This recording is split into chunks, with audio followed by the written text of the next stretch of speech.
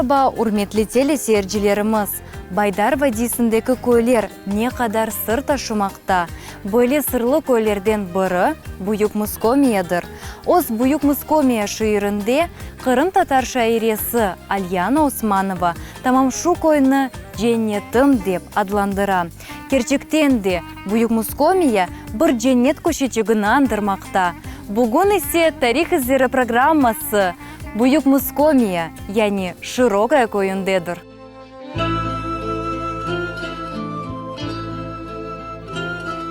Бұйық Мускомия көйі Байдар Вадисінің ғарп тарафында Қара өзенінің қолы сайылған Қарамыш өзенінің жылғасында ерлешмекте. Көйге кетерек Қырымның дүлбер ерлерінден бұры деп сайылған Байдар Вадисіні сейір етіп, зевқ алмақ мүмкін. Наталья Кудрявцеваның «Волшебные места, где я живу душою» серлевалы китабында есе Бұйық Мускомия көйінің тарихы тек Байдар Вадисінде ерлешкен көйлеріненде гүлде, Варнаутка Вадисіндегі көйлері иле сық бағлы олғаны ақында малюмат беріле. Шу китапның муэлифінің фікіріне көре, шу ерде яшап шөкіленген халық оз тарихыны тап бұрынғы вақытлардан сақлап келмекте. Әбетте, Бұйық Мускомиялылар башқа көйлеріненде узви бақлы олып, анда яшаған әәлінен сой ақрабада олып чықа еділер. Бұақта шу көйде доған Сейд Халил ағаның хатырлавлары айтмақталар. Сейд Халил ағаның айтқанына көре, Бұйық Мускомиялы яшылар я башқа көйден қыз ала еділер, яда дигер көйге оз қызларын ақайға бере еділер. Көй ақында терен жеугренмек істегіңіз олса, тамам Наталья Кудрявцеваның китабыны оқымақ мүмкін олыр. Чүнки тетқиқатчы оз ішіне Бұйық месулиетнен янашып, мерақлы малюмат тапып ве оз китабында акс етіп, көй тарихыны тариф етмеге тырышты. Шу китапны язғанда, муэлиф Қырым ақында бірчоқ эдеби ве архив менбаларны огреніп чықты. Афсуски, базы вақытлары малюмат қыдырмақ қиын олайды. Бойле етіп, Байдар ве Варнаутка вадилеріндегі кімер көйлерінің пейда олув тарихы шу ерлерінің археологик абиделері, курганлар ве мезарлықлар ақында да бүгін огренілмеді. Чүнки шу ерлер қара археологларнен қазып тетқиқат етілген екендер. Асырлар девамында Қырым топрағы чешіт түрлі саларда чалышқан инсанларның дықатыны желп етеді. Оз вақытында ярым адамызға алимлер, тетқиқатчылар, ясыжылар, шайырлер, веда чоқусылары келе еділер. О вақытлары шу инсанлар мешур шайтан мердвені ведақ юлчықлары ярдымы еле ялы бойына келіп чықа еділер. Вақыт кечтікче, яни Воронцов йолы құрылғанынен, сиячылар есе шу йолнен кетіп, Байдар ава қапыларына же ете еділер. Демек, Байдар Вадисі бойы да кече еділер.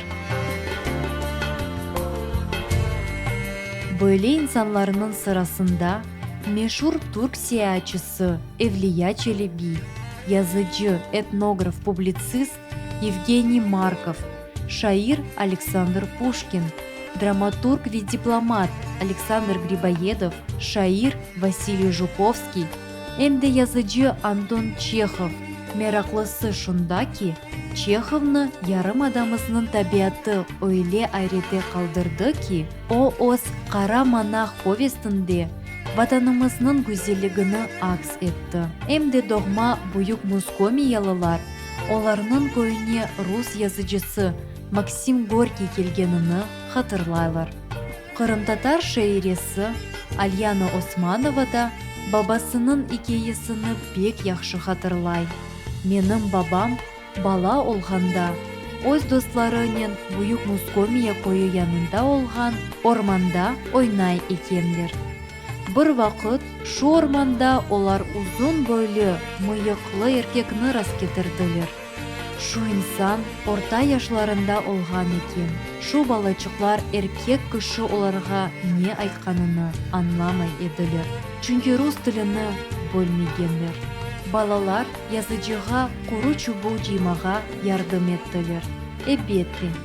О вақыт бабам 10-13 яшларында олып, Максим Горький ақында бір шейчік бөлме еді. Тек вақыт кечтікче, бабам балалықта олып кечкен раскелішіні қатырлап, орманда Максим Горькийні раскетіргеніне эмин олды. Benim anam babam özü büyük Muskomyalı, Baydar Dalina, aslında koynadı Şirokaya. O yerde öskenler, o yerden de deportasiya olganlar. No benim aytacağım, o koyun 2019 yılı kitabı çıktı. Onun avtoru Dilaver Useyinov Dilaver Haliloviç, benim alamın oğlu. O çok materyaller, 2 yıl materyal topladı. Ona ben de yardım ettim. Başka adamlar da tanışlar yardım ettiler. Bir dene Bitay var aşın Kuban'da otura Emine Kartan'a 98 yaşına. O çok yardım etti materyal toplamaya. Qırım Yarım Adası Rusiya imperatorluğunun terkibine kirgen son Baydar Vadisi'nin ve başka topraklarının sahibi Rus gemici ve devlet erbabı Nikolay Semyonovich Mordvinov olgan. Büyük Muskomya koyunda binden ziyade desetina yerinin sahibi olgan 102 evde 687 kişi yaşagan.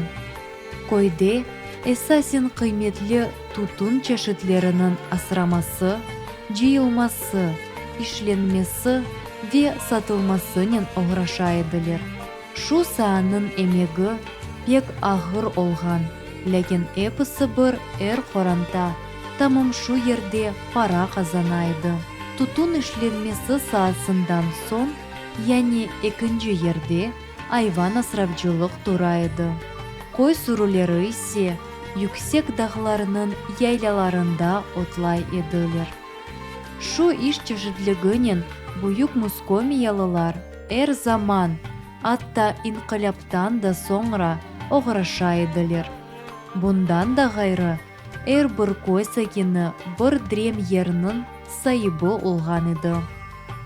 Şu yerde olar esasen koy hocalığı ekinlerini oturtaydılar. Büyük Muskomya'da bahçalık da faal surette inkişaf etiydi. Bahçalarını ekseriyetle orman yanında oturtkanlar. Koy içinde dolanıp yürseniz, birkaç eski Kırım Tatar evçikni köre bilesiniz. Olardan birisi mına böyle balaban 2 katlı eski evdir. Belli ülkeşinas Evgeniy Markov Kırım'ны dolanıp Kırım Tatar evlerinin kuruluş çeşitliğini kayıt etti. Onun aytkanına göre Kırım'da o çamurdan kalangan evçiklerden 2 katlı balaban evlerini rasketirdi. Evgeniy Markov'nın sözlerinden Büyük Muskomya koyunda esasen küçük, keremetnin kapatılgan damları olgan evçiklerini rasketirmek mümkün edi. Şimdilik ise koyda tamamına şu 2 katlı ev özüne bir çok dikkat tıklay. Çünkü koydaki başka evlerden bu en balabanı gibi ayrılıp durmakta. Şu ev 4 köşeli olup taştan tıklanıp dulber örnekler ile bezetilgen edi. Duvarlarının tışkı köşeleri, pencere ve kapılarının çerçeveleri ise tuz kesilgen taşlarla bezetilgen. Koy sakinlerinin aytkanına göre şu evni Halil Osmanov kararının 100 yıl evvelsi kurgan eken. Şu evnin tibinde bir vakitları kahvehane ve 2 dükkan olgan edi. Bir dükkanda aşayt mahsulatları satılaydı, ikincisinde ise toplamalar. Şu yerge Сық-сық Воронцов yolunен дегілде ескі тарумларнен құрылған yolнен кеткен yolcular келеділер. Bu kenede hepsi materyal değil bu. Tek bilingeni. O her bir mali ayırda yazılgan cemaati da koyda misal mektepi olgan, camisi olgan, klubu olgan, poçtası olgan, Sovet hükümeti kelgen son nasıl yaşayış olgan, cenk vaktinde nasıl yaşayış olgan, уже 41 yıl kuzda nemseler kelgen, o vakitte nasıl yaşayış olgan, buna bular hepsi bu koyda var, bu kitapta var. Son Kırım'dan nasıl koçerildi, nereden, kaysı stansiyaya topladılar halkı. Son kaylar nerelere var, çürdüler o halkları. Hepsi yazılgan. Kırım Tatarlar өз балаларының тәсіліне бұйық дықат айырайдылар. Алимлерінің фікіріне көре, да орта асырларда Қырым ішінде халық тәсілі пек дарқалған әдесе олған екен. Аман-аман бір койде мұтлақ башланғыч мектеп çalışайды. Шунын үшін Қырым татарлар пек оқымышлы олған еділер. Соңра есе олар медреседе тәсіл алайдылар. Әвелері Қырымда бір чоқ медреселер олғаныны турк сиячысы Евлия Челебиде қайт етеді. Тек Қарасу базарда 5 дәне медресе бар еді. 1892 сенесі татар мектеплері ве медреселері қылавуз китабында Бұйық Мускомия көйіндеді бөле мектеп çalışқаны қайт олына. Шу мектепте балалар ислам динінің esасларыны огренейділер. Чүнки әаліні тек мұсылманлар яратайдылер. Емде мектепте esап фені огретіледі. Бөле оқу юртларда 8 яштан 12 яшына же балалар тәсіл алайдылер. Бөле тәсіл бедава олған еді. О вақытлары тәсіл Қырым татар тілінде беріледі. Ләкин языда араб графикасының қоланайдылер. Доғма бұйық мускомиялалар оларны түрлі заманларда оқытқан. Ожаларының адларыны қатырладылар. Бұ Абибе Джелал, Гульсум Али, Смаил Сулейман, Шаип Ожа ве Юсуф Ожадыр. Эвел зелден Бұйық Мускомия көйінде жами çalışайды. Чүнки көйде 75 азбарда 622 кіші яшай еді. Бұйық несіл векілері ise оз ана бабаларының лафындан көйлерінде Ургустада отырған. Ләкин оларның жемесінде медресені бітірген сон мола вазифесіні бежерген Ибраим Эфенді Аджы Мамутны қатырлайлар. Әмде Муэддин вазифесіні Бұйық Мускомиялы Сали Смаил деген кіші бежергеніні огренділер. Шымдылық ise әвелері жами олған бинада почта бөлігі açıldı. Bizim babalarımız da Özbekistan'da Namangan Ulus Çartak degen yere düşken işte. O yerde yaşadılar. Ondan sonra işte babam neftanik oldu. Biz doğulduk, östük degen gibi işte bugünkü günde Kırım'da yaşayımız. Да, Бұйық Мускомия койы оз азизлернен беллідір. Бұйық Мускомиялылар арасында ағыз-ағыздан бір эфсане кече. Қадими вақытлары Дағда ве ялы бойы қабилелер яша еді. Бір күн ise оларның топрағына явурлар келіп шыққан екендер. Оз койыны қорчаламақ үшін әм еркеклер, әм де қадынлар аяққа тұрдылар. Шу көреш вақытында Ласпи айрығында екі аға қардаш яраланған екен. Үлкен ағаның ады Усян олған. Күчігінің ise Урян. Шу екі аға қардаш Аллахқа инана, башқаларға да шу ишанчны ашлай еділер. Олар инсанларға оларның дұшманларына барып барышмақ тепсе еттілер. Фақат оларны қылычын қаршылап алғанлар. Шу уруш пек дешетлі олып, Балықлава районында ерлешкен Батилиман бухтасындан Хайто, яне шымдықы тылавой көйіне жесұрды. О вақыт пек чоқ адам еляқ олды. Аға қардашлар іссе пек яраланған еділер. Соңыра іссе, аға қардаш Аллахның сөзлеріні ешіттелер. Таңры оларға, отырныз атларға, весізні беклеген ерге кетіңіз. Сіз мераметлі инсанларсınız, ишлерiniz де мубарек олур дейді. Олар өйледі япып, yolға чықып, Бұйық Азиз ве Күчік Азиз даға келелер. Мында да оларны көмген еділер. Көй ішінде айта еділер. Оларның мезары үстінден бина құрылған ве мезарлары мавы чаршафнен ұртылген екен. Ләкин шу шейлер сақланып қалмады.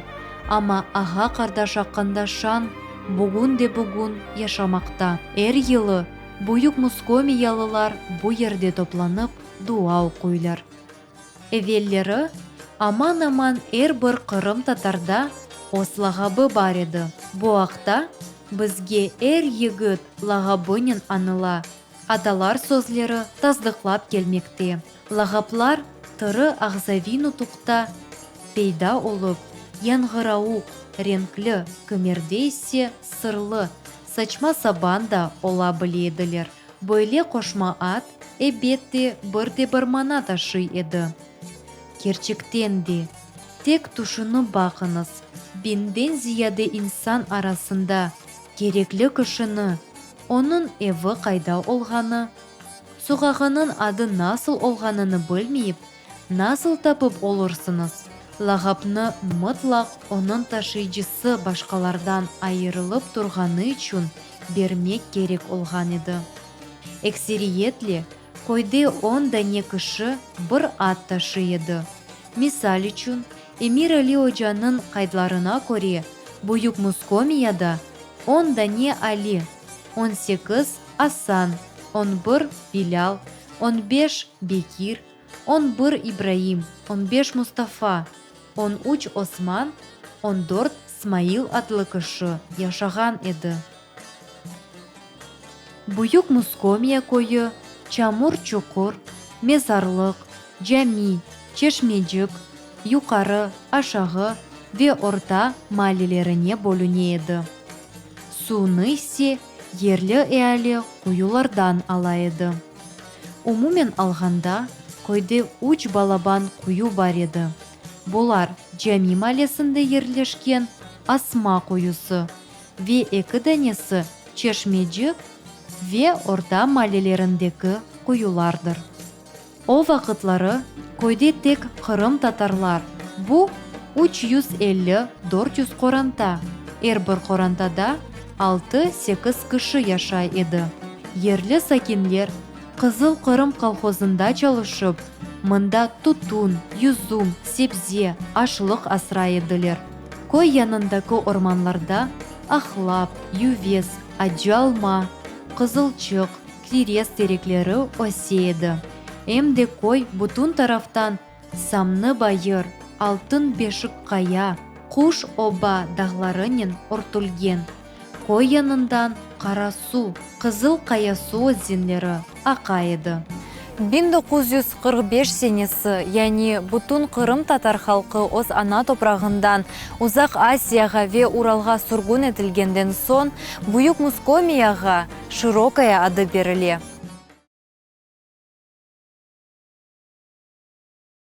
Жин башлағанда мен екі ағам анамнен қачтық Büyük Muskomia'ya. Babam fronttadı.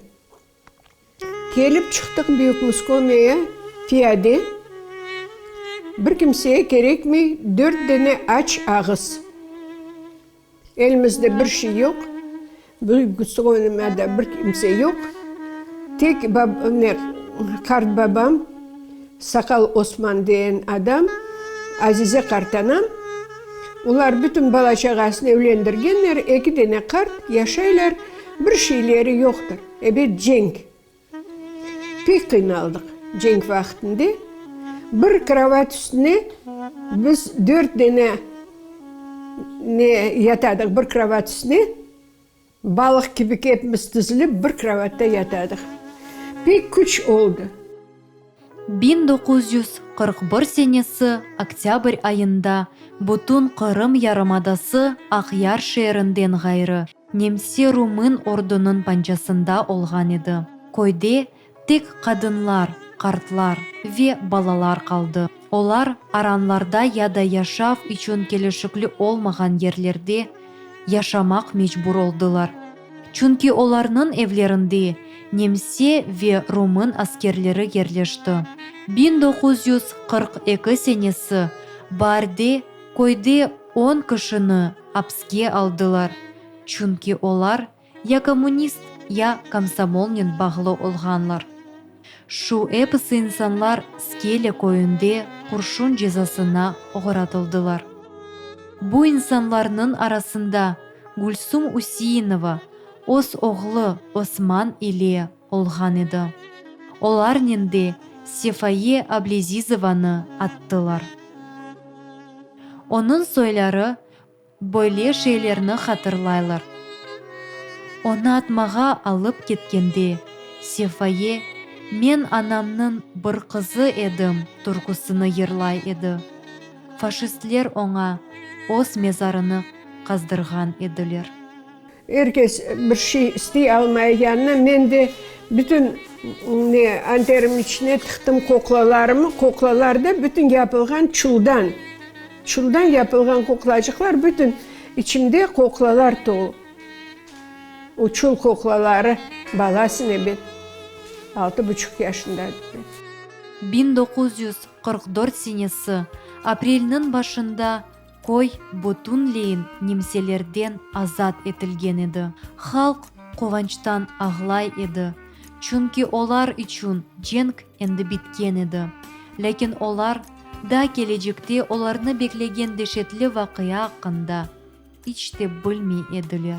Koy ailesi kolxozni gayırdan tıklemek başladı. Boş vakitta ise kendi hocalıklarının uğraşaydı. Koy içinden Urkustadan çıkarılgan insanlarını alıp keteydiler. Olarның sırasında Büyük Muskomiyalarının soyları da olgan idi. Milletimiz onun başına ne düşkenini anladı. İnsanlarını süren demir yoluna yollap başladılar. Kartlar, balalar, kadınlar, öz tuğan Büyük Muskomiya koyunun veda etkende okır ağlay ediler.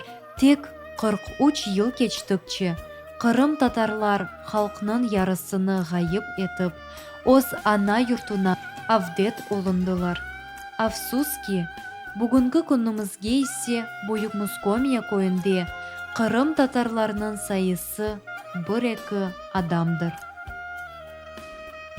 Büyük Muskomiya koyum, anda yaşagan soyum, kömerde anamnen baram, azizlerge yalvaram. Eki aziz koy yanında acayip adları da. Birisinin adı Sinan dedi, ikincisi Uryan dedi. Bir aziznin yanında ose bir dulber terek, dilegenini soraganda ona çul asmak gerek. Bakınısız o terekке ne kadar çul asılgan. Demek çok adam kelgen, derdini ona sargan. Aylandık mezarlıkka, okuduk El-Fatiha. Merhumlarının ruhuna, koyduşlarının canına. Anam pek çok ağladı, herkesini hatırladı.